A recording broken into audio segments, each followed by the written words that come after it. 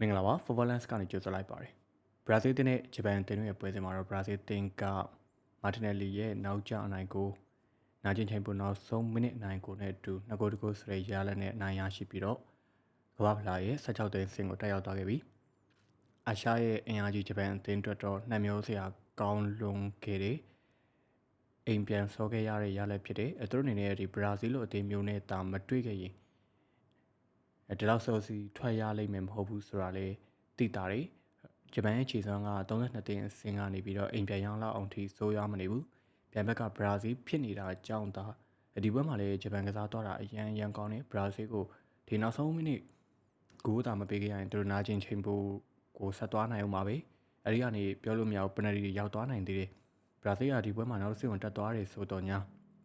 ာဂျပန်ကိုခြေစွမ်းပိုင်းရအသာစီးယူထားနိုင်တယ်ဆိုတော့ညာပြက်တသားကြီးအရန်ကိုအားကောင်းလုံးတဲ့ပုံစံမျိုးတော့မမြင်တွေ့ခဲ့ရဘူးဆိုတော့ပထမပိုင်းမှာဂျပန်ကစားပုံကအများကြီးပိုကောင်းတယ်ဒုတိယပိုင်းမှာတော့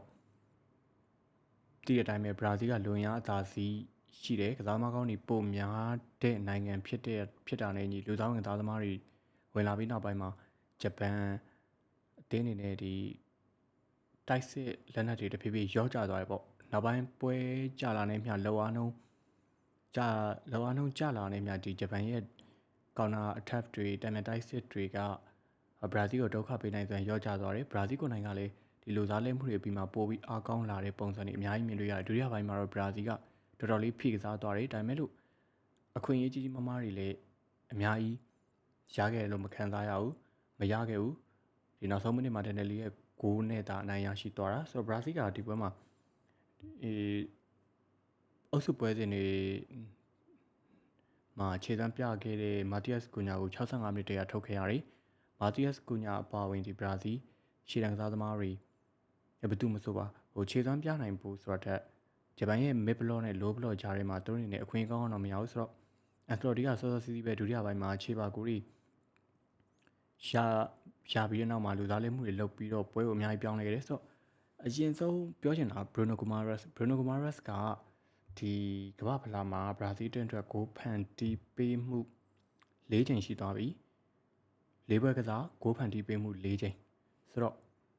့ဘရာဇီးအသင်းအကြောင်းပြောရရင်ဗီနီဆက်ဂျူနီယာအကြောင်းပြောမယ်နောက်ပိုင်းအခုခြေစွမ်းပြနေတဲ့မာတီယက်စ်ကူညာအကြောင်းပြောမယ်အခြားသောကစားမအကြောင်းတွေပြောရင်ဘရူနိုဂိုမာရက်စ်အကြောင်းပြောတာကအရင်နည်းနေလို့ခံစားရတယ်ဂိုမာရက်စ်ကတကယ်ကိုဘရာဇီးကွင်းလယ်ရဲ့လက်ရှိချိန်မှာဆိုမရှိမဖြစ်လို့ဆိုတာထက်ကိုအများကြီးပိုတယ်ဘရာဇီးရဲ့ဘောလုံးထိန်ချုပ်နိုင်စွမ်းဘရာဇီးတင်းရဲ့ကွင်းလယ်ခန့်စစ်ဘရာဇီးတင်းရဲ့ကွင်းလယ်တိုက်စစ်ပြင်သူကအခုဆိုရင်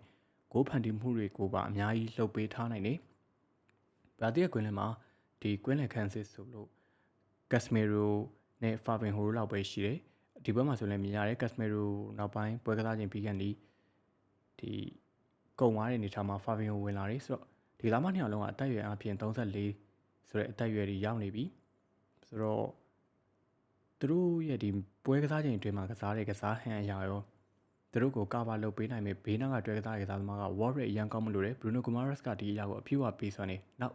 တိုက်စစ်တက်မှာလည်းအန်စလော်တီကဒီဘရာဇီးရဲ့ကွင်းလယ်တွဲကိုကက်စမီရိုဘရူနိုဂိုမာရက်စ်နဲ့တူပါကွေတာကိုတွဲတုံးတယ်လို့ပါကွေတာကိုဒီတိုက်စစ်နဲ့ကွင်းလယ်ချိတ်ဆက်ဖို့သူစီကတရော့ဘော်ဒီကိုမျှော်လင့်ဖို့ဒါပေမဲ့ပါကွေတာကကျွန်တော်တို့အတွက်တော့ဒီအားမရဆုံးကစားသမားတွေမှာပါတယ်ဘရာဇီးလိုက်နဲ့ထဲမှာဒီ side back တွေ full back တွေပြီးရင်ပါကွေတာကလည်းအားမရတဲ့ကစားသမားတွေမှာပါတယ်ပေါ့နော်ပါကွေတာစီကအရင်ဘာမှလောဒီဂိုးတွေစစ်တွေလည်းမမြင်ရတယ်လို့ချိန်ချောက်နိုင်ဆိုအန်ဒရရှိရဲ့ကစားဟန်ဘရာဇီးရဲ့ဒီကစားဟန်ကိုအများကြီးပိုကောင်းသွားစေတဲ့ကစားပုံလည်းမတွေ့ရဘူးဆိုတော့ဒီဘက်မှာပါကွေတာဒဏ်ရာရသွားတဲ့အနေအထားမျိုးမြင်ရတယ်ဆိုတော့ပြောရတာမကောင်းပေမဲ့ပါကွေတာဒဏ်ရာရသွားတာတော့မှဘရာဇီးကိုပိုကောင်းသွားစေမလားတော့မှခံစားရတယ်ဒါပေမဲ့ဒီနေရာမှာအက်စလော်ဒီပဲကစားသမားကိုတုံးလဲဆိုတော့စောင့်ကြည့်ချင်တော့เนาะကျွန်တော်အမြင်ရတော့ဒီမာတက်စ်ကိုညာလိုကစားသမားမျိုးကိုဒီနံပါတ်10လို့ဆန်ဆွဲချပြီးတော့စော့တာလဲစော့လို့ရတယ်ဆိုတော့ဒီဘက်မှာနောက်အန်ဒရစ်ကိုစော်ကြီးလူစားလဲသွားတယ်နေမာကိုထည့်မယ်ထင်ပဲနေမာကိုမတုံးရဘူးအန်ဒရစ်ကိုထည့်ပြီးတော့ဒီဘရာဇီးကနောက်ပိုင်းပွဲစဉ်ဂျပန်ကိုဒုတိယပိုင်းမှာအနုအရွာတွေစားအင်တိုင်အားတိုက်နဲ့ဝန်တိုင်းဝင်လုံးမှုစူးစမ်းတဲ့ကစားဟန်နဲ့အတူတိုက်စစ်ဆင်သွားတယ်ဒါပေမဲ့သူတို့ဂိုးတွေလွယ်ကူမရခဲ့ဘူးဂျပန်ရဲ့ဒီ defending နဲ့ mid block ကအရန်ကိုချီကျိုးဖို့ကောင်းတယ်ဂျပန်ဟာမိနစ်90အပြည့်သူတို့အာရုံစူးစိုက်မှုအပြည့်နဲ့အတူ ဘရာဇီးရဲ့တိုက်စစ်တွေကိုကြံ့ကြံ့ခံသွားနိုင်ခဲ့တယ်တကယ်ကိုနောက်ဆုံးမိနစ်တစ်လုံးဒါခွင့်မပြုခဲ့ရရင်ဒီပွဲကအချိန်ပိုကိုရောက်အောင်မဲ့ပွဲပဲဂျပန်အတွက်အရန်နှင်းလာခဲ့ရတဲ့ပွဲလိုပဲကျွန်တော်တို့ခံစားရတယ်ပေါ့နော်ဆိုတော့ဘရာဇီးကလက်ရှိဒါဆိုရင်32တင်းဆင့်ကနေတက်သွားပြီနောက်16တင်းဆင့်မှာ Ivory Coast နဲ့ Norway ဟုတ်တယ် Ivory Coast နဲ့ Norway တို့တွေကနိုင်ငံအသင်းနဲ့တွေ့မယ်ဆိုတော့ဒီပုံစံဒီခြေစွမ်းအရဆိုရင်ဘရာဇီးက16တင်းဆင့်မှာလည်းနောက်ထပ်ဖြတ်ကျော်နိုင်မှုအလားအလာကောင်းနေအဲဒီကနေထပ်တက်သွားရင်တော့တစ်ဖက်အင်္ဂလန်တို့ရှိတဲ့အုပ်စုကတက်လာတဲ့တင်းနဲ့တွေ့ဖို့များတယ်ဆိုတော့အင်္ဂလန်နဲ့တွေ့ဖို့တော့များတယ်ပေါ့ထားပါတော့ဆိုတော့ဒီပုံစံတိုင်းဆိုရင်ဘရာဇီးကလောဆယ်16တင်းအဆင့်ကိုလည်းထပ်ပြီးတော့ကျော်ဖြတ်နိုင်မှုအလားအလာကောင်းနေတယ် Ivory Coast နဲ့ Norway တက်လာတဲ့အသင်းနဲ့တွေ့ရမှာဖြစ်တဲ့အတွက်သူတို့အနေနဲ့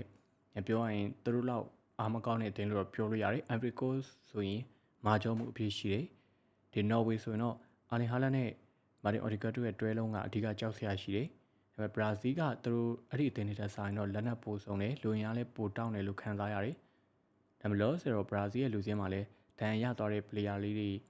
နောက် Rafinha ပြန်ပါလာနိုင်မလားဆိုတဲ့အခြေအနေလို့ရှိတယ် Rafinha ပြန်ပါလာနိုင်ရင်ဒီလက်ရှိဘရာဇီးကအများကြီးပိုကောင်းတဲ့ဘရာဇီးဖြစ်သွားမှာဆိုတော့လောဆိုတော့ဘရာဇီးအန်ဆယ်လော်တီနဲ့ဘရာဇီးကအရင်အားရခြေနဲ့ဖို့ကောင်းမနေပေမဲ့ဂျပန်ကိုအကောင်းမွန်ဆုံးကြော်ဖြတ်ပြီးတော့16တင်းဆင့်ကမ္ဘာ့ဖလား16တင်းဆင့်ကိုတက်ရောက်သွားခဲ့ပြီနောက်ပွဲစဉ်တွေမှာသူတို့အဖြေရှားမြင်ပိုင်းနေရှိတယ်တိုက်စစ်ကအမှန်တမ်းပြောရရင်ဒီဂျပန်ရဲ့ mid block တွေ low block တွေဘလောက်ပဲကောင်းနေပြောပါစေဘရာဇီးရဲ့တိုက်စစ်မှာကလိုနေတာကဒီ Vinicius Junior ကလည်းတယောက်ချင်းအပြင်မှွေနောက်တယ်ဒါပေမဲ့ဘယ်မဲ့ခံစီကြောင်ကြားထဲမှာ speed တွေပေါ်လာအောင်လုပ်ပေးနိုင်တဲ့ကစားသမားမျိုးရှားတွေပြောရင် movement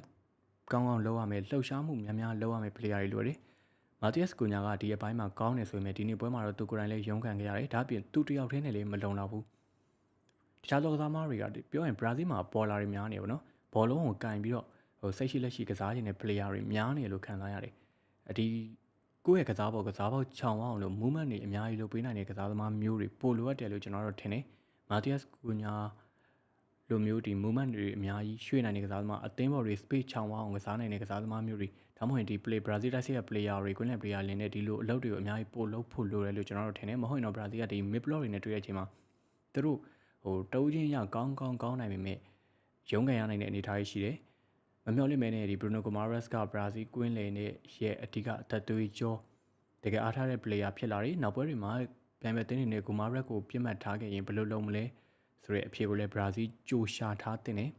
ပြီးတော့ဒီဘက်မှာဂျပန်ကဒီ Casemiro ကိုပြတ်မှတ်ထားပြီးတော့ကစားသွားတာလည်းတွေ့ရတယ်ဂျပန်ရဲ့ဒီ pressing ကကောင်းတယ်ဂျပန်ကလောအားနှုံးလည်းကောင်းတယ်လို့မခုမခက်ဒီ war rate ကောင်းတယ်မခုမခက်ဆော့တာလည်းကောင်းတယ်ဒါပေမဲ့ Casemiro စီဘောလုံးရောက်တဲ့အချိန်မှာသူတို့ရဲ့ဒီ Casemiro စီကဘောလုံးတွေကိုဖြတ်တောက်ဖို့ Casemiro ပြည့်ပေးလမ်းကြောင်းတွေကိုပိတ်ဆို့ဖို့ပို့ပြီးစူးစမ်းသွားတယ်လို့ကျွန်တော်တို့ခံစားရတယ် Casemiro အနေနဲ့တချို့သောခိုက်တက်တွေမှာဒီကွင်းလယ်မှာနည်းနည်းလေးရုန်းကန်ခဲ့ရတဲ့ struggle ဖြစ်နေတဲ့အနေအထားတွေလည်းမြင်ခဲ့ရတယ်။ဘာပြောဒီပွဲမှာအမှန်ပြောရရင်ဒီပထမခြေပါကိုဘရာဇီးရဲ့ခြေပါကိုမှဆိုရင် Casemiro ကောင်းတိုက်သွားတာတော်တော်ကောင်းတ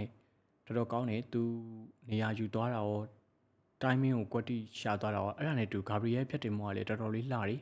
Gabriel Magalhaes ရဲ့ဖြတ်တင်မောကလည်းတော်တော်လေးကောင်းတဲ့ဖြတ်တင်မောဆိုတာမြင်နိုင်တယ်။နောက် Martinelli ရဲ့ဂိုးမှာဆိုရင် Bruno Guimaraes ရဲ့ဖန်တီးပေးမှု Guimaraes နဲ့သူကန်လို့ရတယ်တစ်ချက်ရွယ်လိုက်တယ်ဘောစာတစ်ချက်ထပ်ထုတ်တယ်အဲ့ဒီထိလေဂျပန်ကစားသမားတွေကလိုက်ပိတ်နေအောင်ပဲဒါပေမဲ့သူကန်ချင်ကန်လိုက်လို့ရတဲ့တောင်ပွဲကစားချိန်နောက်ဆုံးမိနစ်နားမှာတော်ယုံကစားသမားဆိုရင်ဒီလိုစိတ်အေးထားပြီးတော့ Boutesh ကလွတ်နေတဲ့ကစားသမားကိုရှာပြီးပေးနိုင်ဖို့ဆိုတာမလွယ်ဘူးပြီးတော့ Guimaraes ကလည်း away kick ကန်တဲ့နေရာမှာဂိုးတွေလည်းရတယ်သူကိုယ်တိုင်လည်းကန်ချက်ကောင်းတဲ့ player ဒါမျိုးဂိုးတွေလည်းတွင်းမှုတဲ့ player ဆိုတော့ကျွန်တော်သူကန်လိုက်ပြီလို့ထင်တာဒါပေမဲ့ဆုံးဖြတ်ချက်တော်တော်ကောင်းတယ်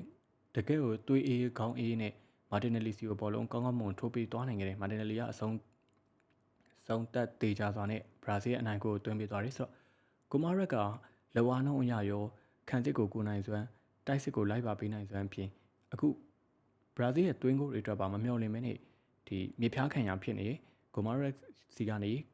ေဂိုးဖန်တီးမှု၄ချိန်ဆိုတဲ့အမောင်းကတော်တော်များတယ်ဘရာဇီးရဲ့တွင်းကိုရဲ့ရာခိုင်နှုန်းတော်တော်များများမှာပေါင်ရင်ပတ်သက်မှုရှိနေတယ်ဆိုတော့ Bruno Guimaraes ကိုပို့ပြီးကစားကပေါက်ချောင်း Guimaraes ကိုပို့ပြီးတော့ခြေသွမ်းပြနိုင်အောင်ဘရာဇီးကွင်းလေဘလို့အလုံးလုံးမလဲဆိုတာလဲ Ancelotti စဉ်းစားမယ်ပိုင်းလို့ကျွန်တော်တို့ထင်တယ်ဆိုတော့ဒါကတော့ဘရာဇီးနဲ့ဂျပန်ပွဲပြီးကျွန်တော်ရဲ့အမြင်တချို့ကို တင်ဆက်ပေးခဲ့ခြင်းဖြစ်ပါတယ်ကြည့်ရှုပေးခဲ့ကြတဲ့ညီကိုတို့အားလုံးကျေးဇူးထူးပဲတင်ရှိပါတယ်